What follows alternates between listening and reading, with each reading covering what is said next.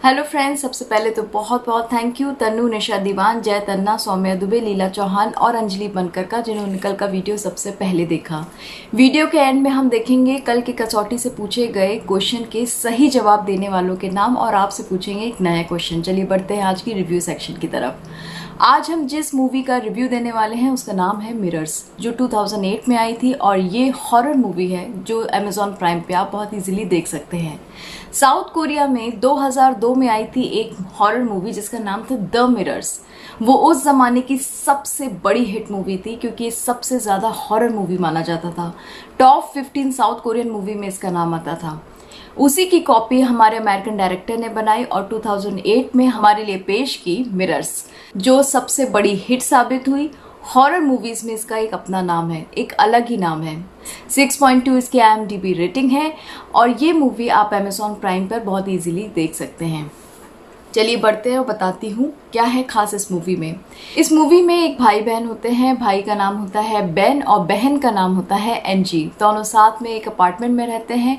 भाई अपनी वाइफ से सेपरेटेड रहता है क्योंकि भाई पहले न्यूयॉर्क पुलिस डिपार्टमेंट में एक डिटेक्टिव की पोस्ट पे काम करता था, पर उसके हाथ से एक खून हो गया था, गलती से हो गया था, लेकिन वो इस चीज़ के लिए अपने आप को माफ़ नहीं कर पाया। उसने रिज़ाइन दे दी और वो बहुत अल्कोहलिक हो गया था। इसी के चलते उसकी वाइफ ने उसे छोड़ दिया था और उसको सुधरने का एक मौका दिया था। वो अपने दोनों बच्चे, एक बेटा एक बेटी के साथ अलग दूसरे घर में रहती थी।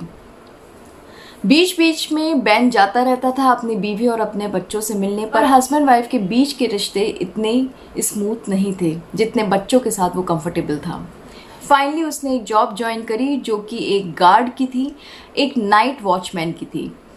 वो जाता है, पहले दिन उसको सारे रूल्स बताए जाते हैं कि ये जली हुई बिल्डिंग एक्चुअली में एक मॉल हुआ करता था, जिसमें एक डिपार्टमेंटल स्टोर हुआ करता था, जिसमें एक दिन कई साल पहले आग लग गई थी और आग भी ऐसी लगी कि इसमें जो लोग भी अंदर थे वो बच ही नहीं पाए।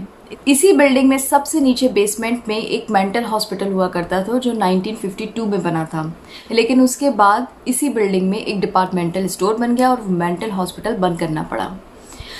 तो इसकी आपको देख रेख करनी है। वो अंदर जाता है, बेन सारी चीज़ें देखता है, हर चीज़ जली हुई होती है सिवाय मिरर्स की। वहाँ जितने भी मिरर्स लगे होते हैं वो सब चमचमा रहे होते हैं। वो अपनी सीनियर वॉचमैन से पूछता है कि आपकी ड्यूटी डे शिफ्ट की है तो क्या आप इन्हें साफ़ करते थे, क्योंकि सारी बिल्डिंग तो जली हुई है, फिर ये मिरर्स कैसे चमचमा रहे हैं। वो बताते हैं कि आपसे पहले यहाँ पर जो गैरी नाम का एक वॉचमैन था जो रात में ड्यूटी करता था, शायद इन मिरर से वो सबसे ज़्यादा ऑब्सेस था और वो ही इसकी देख रेख करता था। हो सकता है वो दिन भर इसी को चमकाता रहता हो तभी ये इतना शाइन मार रहे हैं। बैन को ये बात बहुत अजीब लगती है, पर एक तरफ वो बहुत खुश होता है कि उसने एक नई जॉब ज्वाइन कर ली। उसकी बहन उसे मना करती है कि तुम नाइट शिफ्ट नहीं कर सकते, बेटर होगा कि तुम रेगुलर डे जॉब करो, 9 to 5 की जॉब करो, आराम से रात में सो, इससे तुम्हारा सिस्टम भी नहीं बिगड़ेगा। पर बैन कहता है कि उसे पैसों की बहुत ज़रूरत है जिससे वो अपने बच्चों को पढ़ा सके और अपनी बीवी को पाल सके। अगर उसमें सुधार आएगा तभी वो बच्चों को हमेशा के लिए पा सकता है, वरना उसकी बीवी और उसके बच्चे हमेशा के लिए उससे दूर चले जाएंगे। बैन की वाइफ एक रजिस्टर्ड नर्स थी और वो उसे मौका दे रही थी वो अपना अल्कोहल छोड़े और जॉब करे ताकि वो अपने परिवार का भरण पोषण कर पाए। बैन समझाता है, फिर एनजी कुछ नहीं कहती और कहती है ठीक है तुम पहले दिन जाओ, मैं तुम्हें रोकना नहीं चाहती, पर अभी भी मैं कह रही हूँ अगर तुम्हें वहाँ जाना ठीक नहीं लगता या तुम्हें लगता है कि रात में तुमसे जॉब नहीं हो पाएगी तो तुम बिना को सोचे जॉब छोड़ देना और नई जॉब ज्वाइन करना, वो भी डे की। बैन कहता है कि तुम्हें मेरे लिए परेशान होने की ज़रूरत नहीं है, मैं अपना ध्यान रख लूँगा, तुम बार में जाओ और अपना काम करो। बहन एनजी चली जाती है बार में क्योंकि वो एक बारटेंडर होती है। इधर बैन जब फर्स्ट डे ज्वाइन करता है तो उसको अजीब सी आवाज़ आती है अंदर से। वो अंदर जाता है, बिल्डिंग में सब चेक करता है तो उसे कुछ नज़र नहीं आता है। फिर अचानक से जब वो मिरर के सामने आता है तो उसे ऐसा लगता है जैसे उसके शरीर में आग लग गई है। वो ज़ोर ज़ोर से चिल्लाने लगता है, तड़पता है, लेकिन फिर वो थोड़ी देर बाद जब ठीक होता है तो देखता है वो बिल्कुल ठीक है। वो समझ ही नहीं पाता है कि ये उसका इल्यूजन था या सच में उसके साथ ऐसा कुछ हुआ था और सिर्फ शीशे में ही ये चीज़ क्यों दिखी, एक्चुअल में उसकी कोई आग लगी क्यों नहीं। कहीं ऐसा तो नहीं कि अल्कोहल को दूर करने के चक्कर में वो जिन मेडिसिन का इंटेक कर रहा है ये उसी का इम्पैक्ट है। खैर बैन कुछ नहीं करता, पर ये सिलसिला हर रात चलता रहता है। हर रात बैन आता है और हर रात उसके साथ कोई ना कोई घटना होती है। कभी उसको आवाज़ें आती हैं, कभी कुछ होता है, कभी कुछ। फिर एक दिन बैन डिसाइड करता है कि मुझसे पहले जो यहाँ पर आदमी था गैरी, उसके बारे में मुझे पता लगाना होगा। वो जो दिन में वॉचमैन होता है उससे मिलने आता है और पूछता है कि मुझे ना गैरी के बारे में पता लगाना है। तभी वो कहता है कि नहीं, अभी मैं तुम्हें नहीं बता सकता हूँ। गैरी के बारे में तुम क्या जानना चाहते हो? उसकी तो लाश मिली है टनल में। बैन विश्वास नहीं कर पाता है, वो एकदम से चुप हो जाता है। उसको ऐसा लगता है कि कुछ तो गड़बड़ है। वो भागता है अपनी वाइफ की तरफ और वो उससे कहता है कि हॉस्पिटल में गैरी नाम के लड़के की लाश आई है क्या? वो कहती है हाँ। वो कहता है मुझे एक बार देखने का मौका दो और मुझे एक बार इसकी फाइल पढ़नी है। उसकी वाइफ उसे बहुत डांटती है और कहती है तुम्हारा इससे क्या कनेक्शन है? पर बैन कहता है प्लीज़। वो उसकी रिक्वेस्ट मान लेती है। फिर वो उस लाश को देखता है और पूछता है कि इसने सुसाइड करा कैसे। तब पता चलता है कि उसने कांच के ग्लास से अपनी गर्दन काट ली थी। वो समझ जाता है कि कांच का ग्लास कुछ और नहीं बल्कि वही मिरर है। उसी में से एक ग्लास से उसने अपनी गर्दन काटी थी। वो पूछता है कि क्या फोटोग्राफ्स हैं? फिर वो जब वो फोटोग्राफ्स देखता है तो चौंक जाता है कि उसके हाथ में एक बड़ा सा मिरर का टुकड़ा था, लेकिन जो एक्चुअल फोटो है उसमें एक बहुत ही छोटा टुकड़ा था और उसमें खून भी नहीं लगा था। वो अपनी वाइफ को समझाने की कोशिश करता है पर उसकी वाइफ उसकी एक नहीं मानती। इधर उसकी बहन जब तैयार हो रही होती है बाहर जाने के लिए, तभी जब वो मिरर देखती है तो रिफ्लेक्शन उसकी वहीं पर रुक जाती है। तो मिरर पे जो रिफ्लेक्शन उसकी बहन की आती है वो वहीं पर रुक जाती है और इस तरह से वो उसका मर्डर कर देती है। वो भागता है अपने घर की तरफ तो देखती है उसकी बहन भी नहीं बचती। वो घबरा जाता है। वो कहीं ना कहीं समझ जाता है कि इन सब के पीछे इन्हीं खूनी मिरर्स का ही हाथ है। वो जाता है गुस्से में, उन मिरर्स को गोली मारता है पर वो नहीं टूटते। वो उनको कुल्हाड़ी से मारता है पर वो नहीं टूटते। फिर वो चिल्ला चिल्ला के पूछता है कि आखिर तुम लोगों को चाहिए क्या? वो एक नाम लिख कर देते हैं और वो नाम होता है एस्केमर। वो समझ जाता है कि उसके पास टाइम बहुत कम है, जल्द से जल्द उसे इस आदमी का पता लगाना है। वो अपने एक फ्रेंड जो कि पुलिस में काम करता है उससे कहता है कि इससे पहले एक मेंटल हॉस्पिटल था, ज़रा पता लगाना कि उनमें से किसी भी डॉक्टर या पेशेंट का नाम एस्केमर था। वो पुलिस वाला कहता है कि मुझे 1 घंटे का टाइम तो मैं अभी पता लगाता हूँ। इधर बैन जल्दी से भागकर घर जाता है और वो अपने घर के सारे शीशों पे पेंट लगा देता है और अपनी वाइफ को समझाने की कोशिश करता है कि किसी भी शीशे से पेंट ना हटाए क्योंकि ये शीशे बहुत हार्मफुल हैं। वाइफ उसे डांटती है और घर से बाहर निकाल देती है। खैर वो कुछ नहीं करता। वो पुलिस वाला मिलता है बैन से और बताता है कि जो मेंटल असाइलम था वहाँ पर एक लड़की थी जो पेशेंट थी, उसका नाम था एना एस्केमर, लेकिन वो मर चुकी है।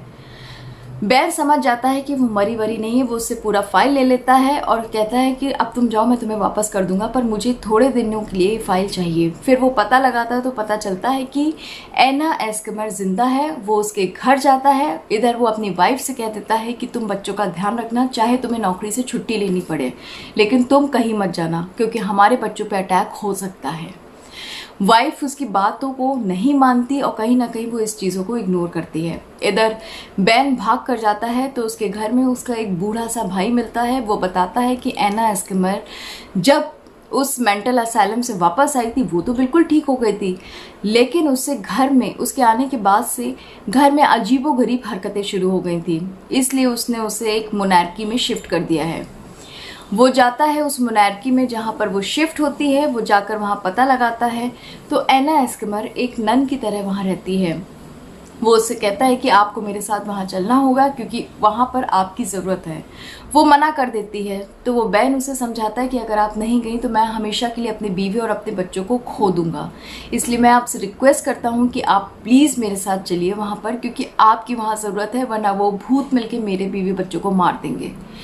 इधर बैन के लड़के के साथ फिर वो हरकतें शुरू हो जाती हैं। वो एक मिरर से पेंट हटा देता है और फिर वो बातें करने लगता है। जब माँ ये देखती है तो देखती है कि बेटा तो उठ गया पर रिफ्लेक्शन वहीं टिकी हुई है। तब उसको विश्वास होता है कि ये मिरर्स बहुत हार्मफुल हैं। अचानक से सब पर अटैक होना शुरू हो जाता है और बैन इस बात से बेखबर रहता है। एना एस्केमर को वो बंदूक की नोक पे ज़बरदस्ती पकड़ के ले जाता है और फिर एक कमरे में बंद कर देता है मॉल में, और फिर कहता है कि तुम्हें जो चाहिए था तुम्हें मिल गया। मिरर्स उसे देखते हैं और फिर अचानक से सारे मिरर्स के जितने भी भूत हैं शीशा तोड़ तोड़ के बाहर निकलते हैं और उसकी बॉडी को पजेस कर देते हैं बुरी तरह। एना एस्किमर बुरी तरह पजेस्ड हो जाती है और फिर वो अटैक करती है बेन पे। बेन खुद को बचाने की बहुत कोशिश करता है, फिर बिल्डिंग में एक ब्लास्ट होता है और बेन उसमें दब जाता है। जब अगले दिन सुबह बेन को होश आता है, बेन बाहर निकलता है तो वो खुश होता है कि वो जिंदा है। वो किसी तरह बाहर आता है तो देखता है कि पुलिस वाले उसे देख ही नहीं रहे हैं। बेन समझ नहीं पाता है कि आखिर ये लोग मुझे देख क्यों नहीं रहे हैं, मुझसे कुछ बात क्यों नहीं कर रहे हैं। वो आगे बढ़ता रहता है तो देखता है सड़क पे जितनी भी चीज़ें हैं वो सब अजीब अजीब सी हैं। जो चीज़ जहाँ होनी चाहिए थी वो वहाँ नहीं दिख रही हैं और काफ़ी चीज़ें बहुत पुरानी सी दिखाई दे रही हैं। फिर उसकी नज़र पड़ती है एक बार्बर शॉप पे और उसके बड़े से मिरर पे। वो उस मिरर पे हाथ रखता है तो उसे पता चलता है कि वो मर चुका है और उसकी आत्मा 1952 में कैद हो गई है और उस मिरर से वो दूसरी दुनिया यानी कि आज की प्रेजेंट दुनिया को देख सकता है बहुत आराम से, पर कोई भी उसे नहीं देख सकता है क्योंकि उसकी आत्मा कैद हो गई है 1952। तो ये थी इस मूवी की कहानी। उम्मीद करती हूँ कि आपको ये मूवी बहुत पसंद आएगी क्योंकि ये मूवी बहुत फास्ट मूवी बनाई गई है और हॉरर इसमें बहुत ज़बरदस्त है।